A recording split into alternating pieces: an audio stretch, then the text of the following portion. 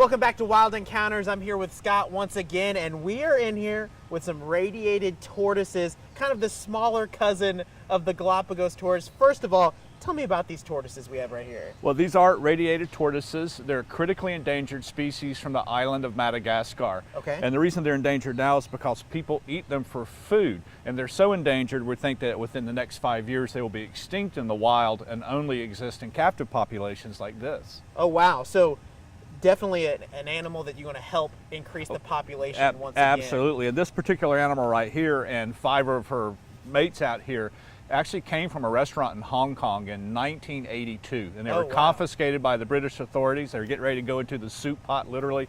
They sent those animals here, and that's the foundation of our herd. We've had as many as 33 radiated tortoises in the past. We have 18 right now. So this is one of our original animals that we've had for 33 years, and this is one of our offspring right here. And these animals can live a very long time. They've been known to live for 175 years. Oh, so just as long as the Galapagos Just as long tortoises. as Galapagos tortoises, but much smaller. This is obviously an adult female. She weighs about 15 pounds. Males can weigh about 30. Right. So very similar. They also live in sort of a dry habitat like some Galapagos tortoises do. It can live a very long time. Unlike Galapagos tortoises, they only lay 2 or 3 eggs, and maybe 1 or 2 will be fertile. Galapagos tortoises can lay a lot of eggs at one time. Well, I'm glad they made it here instead of into the soup pot. Me too. The name Radiated Tortoise, you can definitely on this one see why that name is. Can you kind of explain that? Right. This is, each one of these scales here called a scute has a center dot and lines radiating out from it. So that's why they're called radiated tortoises. And that's, of course, a camouflage pattern. When they're laying under a bush in this dappled sunlight, very hard to see them.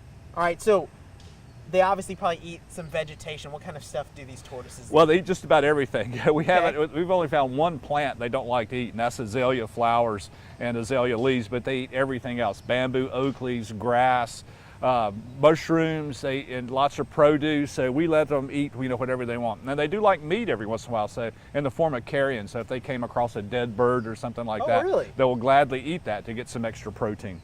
Very cool. So a unique animal, an endangered animal, and that's one of the great parts about a zoo like Riverbanks Zoo. They're providing breeding in order to increase these numbers. So less turtles in the soup pot, right. more tortoises in captivity, tortoises out right. in the wild, right. So thank you so much for joining us here on Wild Encounters.